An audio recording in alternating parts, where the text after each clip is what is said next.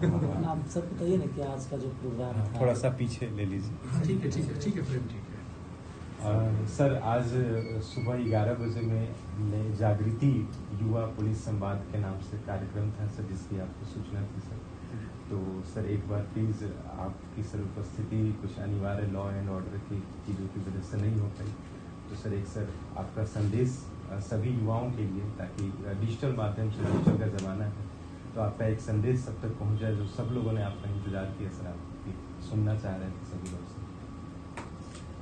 सबसे पहले तो हम आप लोगों से इस बात के लिए क्षमा चाहेंगे कि आप लोगों ने जो अपना ये निर्धारित कार्यक्रम रखा था उसमें हमें बतौर मुख्य अतिथि आमंत्रित किया था। पुलिस की जो नौकरी की कुछ विशेषताएं कहिए या जो उसका जो गुण कहिए, जो भी कहिए,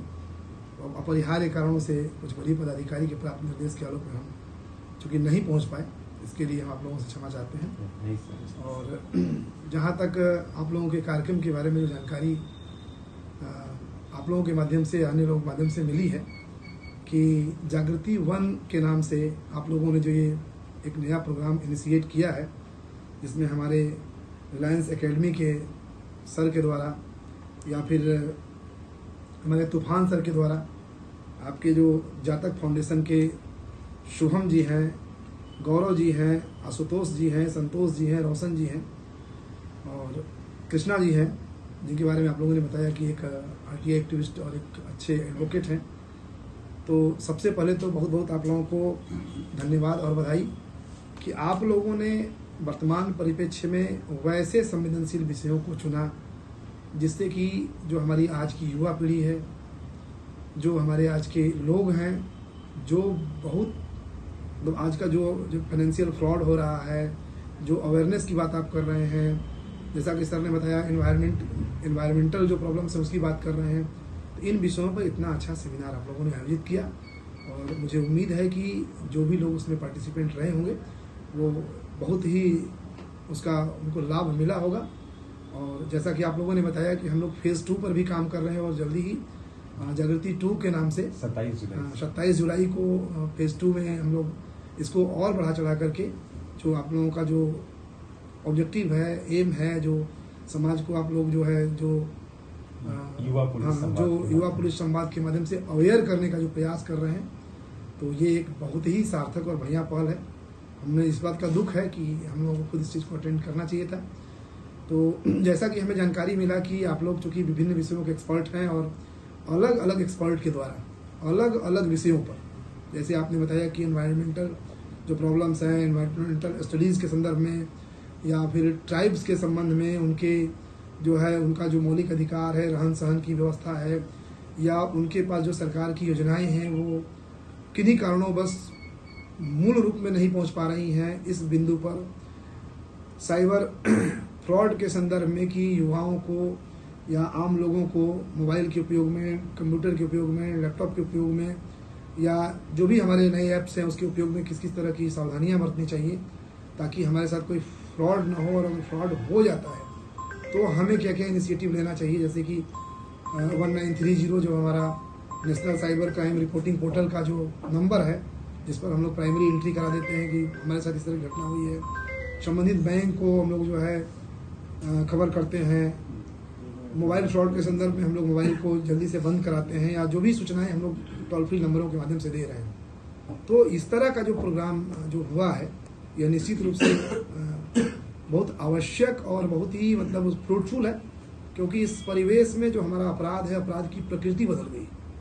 अभी हम लोग जो थाने में बैठ करके रोज डे टू डे की क्राइम देख रहे हैं, तो पहले वाला जो चोरी होती थी, डकैतियाँ होती थी, लूट होती थी, आप क्राइम ग्राफ देखेंगे भी जो कि हमारे CRB की वेबसाइट पर भी है, तो उसमें बहुत कमी आई। लेकिन एक नए तरह का जो फ्रॉड जो शुरू हुआ है कि साइबर क्राइम के माध्यम से, लिंक के माध्यम से, OTP के माध्यम से, बैंक स्टाफ के माध्यम से, बिजली बिल के माध्यम से, यहाँ तक कि ऐसे ऐसे केसेस भी आ रहे हैं कि मेरे पेरेंट्स या मेरे परिवार कोई आदमी हॉस्पिटल में भर्ती है और आपको घर में फ़ोन आ रहा है कि नहीं भाई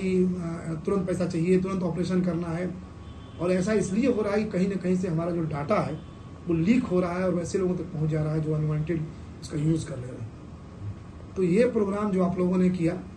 कि डाटा की प्राइवेसी को कैसे सुरक्षित रखा जाए, इस तरह की अगर घटनाएं होती हैं तो हमें तुरंत क्या करना चाहिए, तो ये बहुत ही मतलब सार्थक और प्रेरणादायक है। तो हम ये उम्मीद करेंगे कि आप लोग जल्दी जागृति 2 ही नहीं बल्कि 3, 4, 5 करें, और निश्चित रूप से हम लोग अगले प्रोग्राम में रहेंगे, उपलब्ध रहेंगे। इस बात का हम लोग ध्यान रखेंगे, टाइम थोड़ा सा मैनेजमेंट हम लोग इस ढंग से करेंगे कि वो नहीं हो, और इसमें थाना के और अन्य पदाधिकारी जो हमारे युवा ऑफिसर्स हैं वो भी हम लेकर के पहुँचेंगे, ताकि महिलाओं की भी जो संख्या पर्याप्त मात्रा में बता रहे हैं, तो कुछ महिलाएं हमारे पास ऑफिसर्स हैं जो कि उसमें नई नई ट्रेनिंग करके आई हैं, तो कुछ आपको उसमें कुछ अपना बहुमूल्य सुझाव और सलाह दे सकती हैं। आप लोगों का बहुत बहुत धन्यवाद और बहुत बहुत आभार। सर एक छोटा सा निवेदन सर, कई युवा आज के वक्त में पुलिस में अपना कैरियर बनाना चाहते हैं, वो कांस्टेबल से लेके एसआई से लेके वो आईएएस और आईपीएस बनने के लिए दिन रात मेहनत कर रहे हैं। तो वो युवा जो पुलिस में अपने कैरियर देख रहे हैं, अपना भविष्य देख रहे हैं, उन युवाओं के लिए सर एक आप चूंकि एक सफल व्यक्ति हैं सर इस क्षेत्र में, तो आपके तरफ से कोई एक संदेश सर जिससे। देखिए 2-3 चीज़ें हैं। पहली बात तो ये है कि आज की युवा पीढ़ी हम लोगों से तो बहुत ज़्यादा सतर्क और सचेत है, क्योंकि ईमानदारी से अगर हम लोग बताएं तो हम लोग जब पढ़ाई करते थे तो इनमें फोकस्ड नहीं थे कि हमको कहाँ जाना है, किस दिशा में जाना है।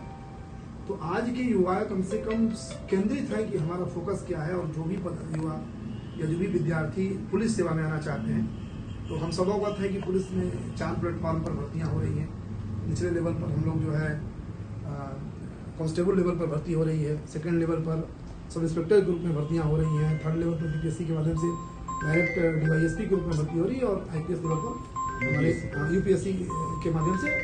हमारे आईपीएस ऑफिसर्स की जो कि डायरेक्ट एसपी जिले में सेवा देने में हो रही है। एक चीज़ तो हम अभी कहेंगे कि उदाहरण के साथ कहेंगे कि जैसे हम लोग सब इंस्पेक्टर में ज्वाइन किए तो 85, 89, 94 2009 ये था बैचेज। मैंने 85 में बैच आया, 89 में आया, 4 साल के बाद फिर आया जो है 2009 में। लेकिन अब देखिएगा तो 2018 बैच भी मेरे पास है, 19 बैच भी है, 20 बैच भी है, 21 बैच भी है और 22 बैच भी है जी। तो मैं यह कह सकता हूँ कि पिछले 7-8 सालों में सरकार के स्तर से नियमित रूप से वैकेंसी आई है।